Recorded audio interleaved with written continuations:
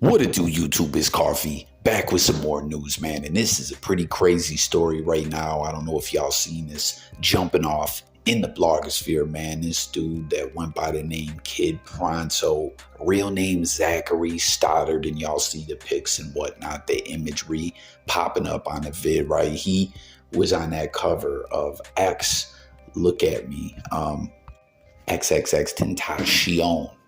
Y'all remember that, man? Like now, everyone want to cap in front, like everyone knew how to say the man's name. RiP to him, nonetheless, right? But when, because my sons were big fans of this dude when he took off, man. I remember I first started seeing him, that video, that crazy ass video where he was on stage barefoot, rapping, singing into the mic, whatever he was doing, and someone rushed him, and I was like, "Yo, what is this all about?" My kids were like, "Yo, Dad, that's X. He don't fuck around." There's all these videos of him shooting the smitties with anyone. He ain't turning down no fades. He can rap. He likes Nirvana, Korn. He's into all this rock music and hip hop. He's different. He's gonna change the game. And I listened to some of the music with him, and I was like, yo, dude's actually pretty nice. Like, I'm fucking with him. And then it was off to the races for this man. He skyrocketed to the moon. Much success. And that Look at Me joint, they used to always get mad too, because they were big fans of him. If, like, there was fake ass fans, they used to always say, oh, this guy capping like he's a real X fan. He's the only song he knows is Look at Me. You know what I mean? For those that were big fans of X, do you guys concur with that? That, that's like people that want to cap like they're a fan or don't really follow the music like that. They know that song and nothing else. But you see this dude with the blizzy in his nose, that was on this picture that was used as the artwork for Look at Me. It's a wild story, man. Apparently, he flucked with X heavy. You know what I mean? He linked up with him. He was only 12. X died at the age of 20. I don't know how old he was then, why he was hanging around with a 12-year-old. It seems a little, I don't know, flucked up to me or whatever, but I know X was in detention centers and stuff like that. And this Kid Pronto dude, obviously, you see, he just got sentenced to 10 years.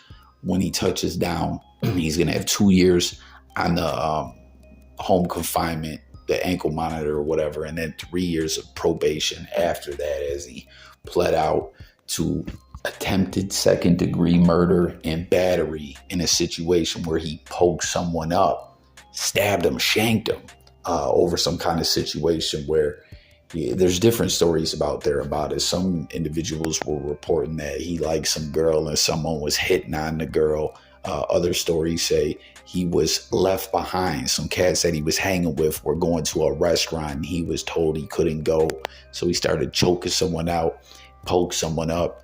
And when the police showed up, he was in the waiting room at the hospital and turned himself in, or like told on himself. So basically turned himself in. But prior to this, when he was first linked up with X, I guess X wasn't that big at the time. So he was a fan of him, commented on his music and whatnot. You know how it goes with the blogosphere these days. Like it's different. You can hit him on Twitter, follow him on the gram, hit him with messages. Maybe they'll respond, comment on their YouTube videos or whatever. You feel me? Like artists link up with their fans, either just talking to them for messages or sometimes actually link up with them. And him and X were from the same town. So I guess he pulled up to a concert. They actually hit it off, were cool.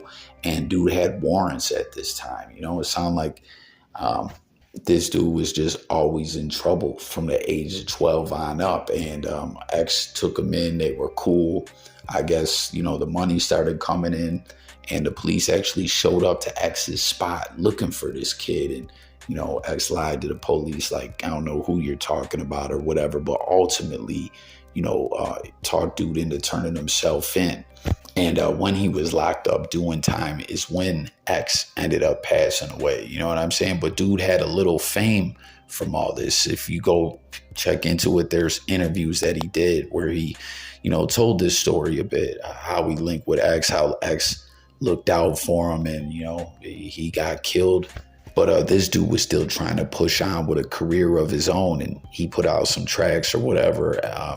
I guess he seen a little bit of success, but nothing major. He didn't seem to stick with it and ended up getting himself in more trouble, like we see here, ultimately getting hit with this 10-year sentence at the age of 16. See, Florida's different. Comment everyone where you live at, what state you live in. Like New York, where I'm from, once you're 16, it don't matter if you steal a pack of gum or you body someone, you're an adult, period. You're going to jail. You know what I'm saying? They house, 16 to 18 together and then 19 and up separately. But you're going to jail, you're going to state prison and all that just at the age of 16. You know what I'm saying? But in states where it's different, you can still be certified as an adult if they decide to try you as an adult if the crime is, deemed flucked up enough or whatever. And that's what they did to this dude. And here he is at the age of 16 now going to do this time. It's a pretty crazy story, Too bad he didn't stick with the rap or, I don't know, try to get into the internet-ish more and become an influencer, a blogger, a TikToker, something, like you were a part of this big story. RiP XXXTENTACIon once again. You were a part of that story, and dude has a loyal fan base that flux with him, and you were there damn near from the beginning. You could have really used that momentum and parlayed it into your own career, but some people, man, they just can't sit still, run amok, can't stay out of trouble, and that ultimately seems like that was the situation with this dude. You know what I'm saying? What a crazy story in just a few years. Being wanted for crimes at the age of 12, linking with a rapper, being cool with him. I guess that picture, too, that he sent him was through a group chat that they were all in together with him hitting the blizzy through his nose. And X just was like, oh, this is cool, and used it for that cover work for that track. But then, you know what I'm saying, that song becomes big, you become kind of almost famous in a way from your affiliation with X, to where media platforms and whatnot want to interview you. X gets killed, you come home, you're talking to the media and everything.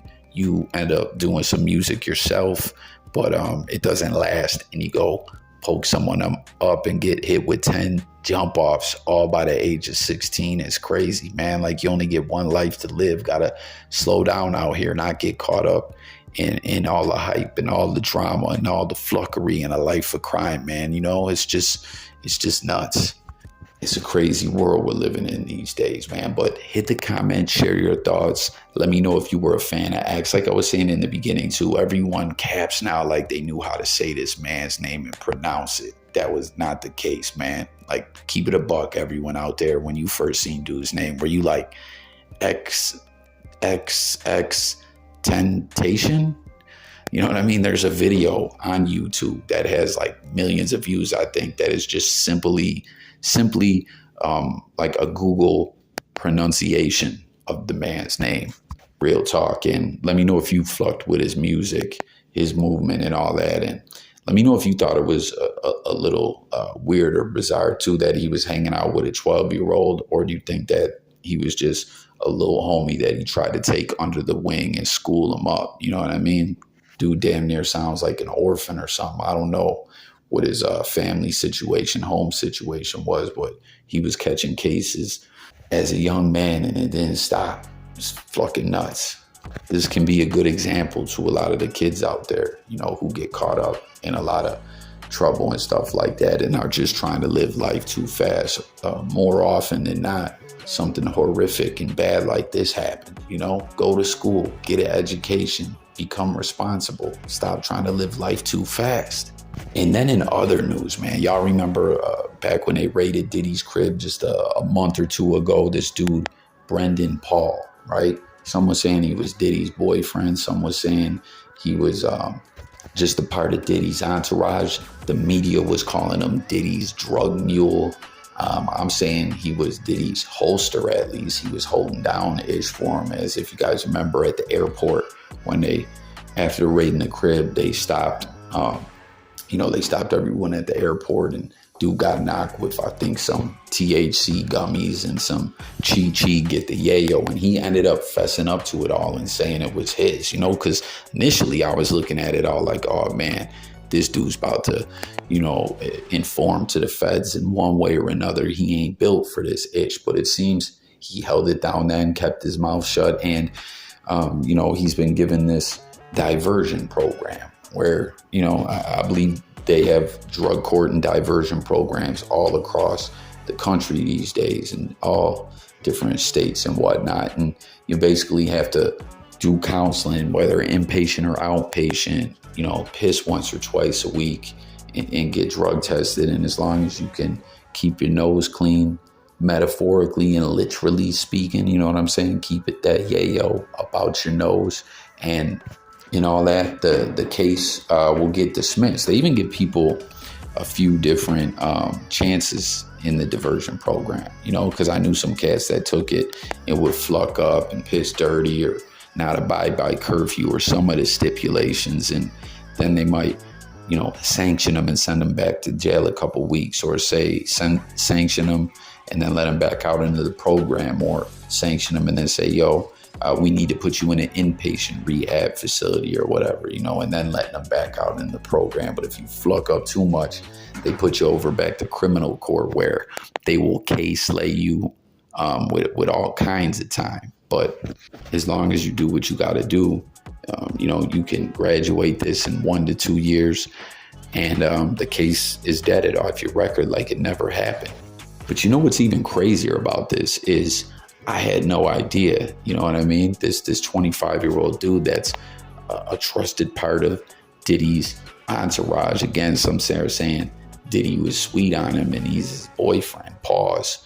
But dude played for Syracuse, which I've always been a big fan of their basketball team, you know, back to the Carmelo Anthony days and before that. The Cuse is a really good basketball program, always has, always been. I always root for the Cuse. University at Buffalo are like the two main teams I root for. There's a couple of other ones out there. But dude, you know, seemed mainly like he was a bench warmer. You know, if you go tap into his career a little bit, he got some action coming off the bench here and there. But it's just so bugged out to think about, like, how did someone go from playing ball from the Cuse? Obviously, he didn't have what it took to get to the NBA, but then he ends up running around as Diddy's holster, holding blow and weed gummies and ish for him. Like, that's crazy to me. How do y'all think Diddy met this dude? And did you already notice? I didn't notice. This blew my mind. But I don't know. I really thought the feds were gonna flip him and get the inside scoop on Diddy and lock him up. As you know, my feelings about this is I've been feeling that a RICO's coming. Some say, nah, it ain't going out like that. I don't know. We'll have to wait and see. But dude got the diversion program. It's crazy. But hit the comments with all your thoughts. Sub up, stay tuned for more blogs on music, news, sports, current events, life, and much, much more. It's coffee, and I'm gone.